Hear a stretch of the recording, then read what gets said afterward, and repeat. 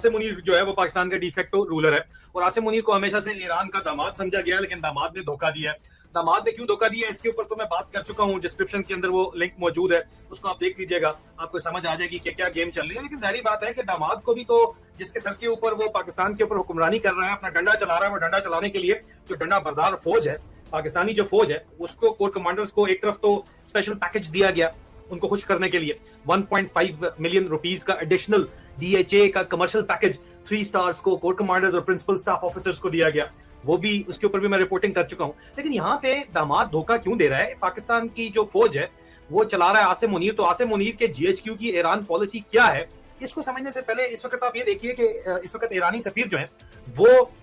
पाकिस्तान में, जो ईरानी सफीर है, ईरानी सफीर जो पाकिस्तान में है, वो तो FBI की 10 मोस्ट वांटेड लिस्ट के अंदर है ना जी, तो वो तो किसी वक्त भी ये उठा के दे सकते हैं, जिस तरह इन्होंने अफगानिस्तान के सफीर को अमेरिका के हवाले कर दिया था। और ईरान अगर हमला करता है, ईरान के ऊपर हमला होता है अमेरिका का, पाकिस्तान में मौजूद जो बेसेस हैं उनके अंदर से ही, जिनको ऑलरेडी फुल एक्सेस अमेरिकी फोर्सेस के पास मौजूद है, तो उस सूरत हाल के अंदर वाज़ेह तौर के ऊपर ये बात ज़हन के अंदर रखी है कि ईरानी सफीर को भी हवाले किया जा सकता है अमेरिका के। मतलब प्रेसिडेंट्स के ऊपर फौज चलती है, प्रेसिडेंट्स एग्जिस्ट करता है, लेकिन साथ ही जो पाकिस्तानी एम्बेसडर तेहरान में मौजूद है वो ट्वीट करते हैं गुज़िश्ता रोज के जनाब तमाम पाकिस्तानी नेशनल्स जो पाकिस्तान ट्रेवल कर रहे हैं ईरान से, जाहिर बात है वहां पे इमरजेंसी मिची हुई है, कहा जा रहा है जो हालात है ईरान के उसमें अमेरिका अटैक कर सकता है, सदर ट्रंप ने वादा किया है, और अगर ईरान के अंदर हमला किया जाता है और ईरान उसका जवाब अपने प्रॉक्सीज के जरिए पूरे के पूरे मिडिल ईस्ट के अंदर देता है, तो ऑयल प्राइसेस ऊपर जाती हैं, तो उसका फायदा जो है वो यूएस ऑयल कंपनीज को ही होगा कि वो वेनेजुएला के अंदर जो है वो इन्वेस्टमेंट कर सकेंगी। गुज़िश्ता रोज का दूसरा व्लॉग अगर आप देख लेंगे तो आपको मामला समझ आ जाएगा, असल जो जंग चल रही है, वर्ल्ड वॉर चल रही है, इस तनाजर में ईरान के ऊपर हमला किया जाना जो है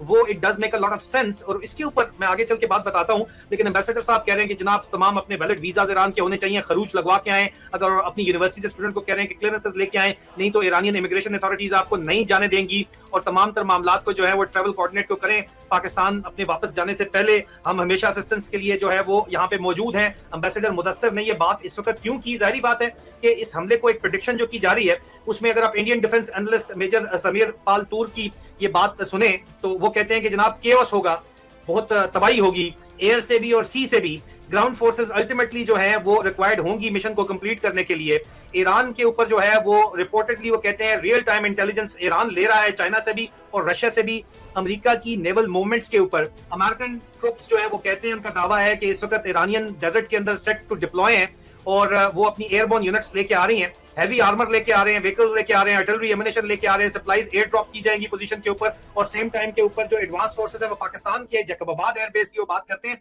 हमारी इत्तलात के मुताबिक बलूचिस्तान भंडारी एयरबेस के अंदर जो तालिबान में मौजूद है वहां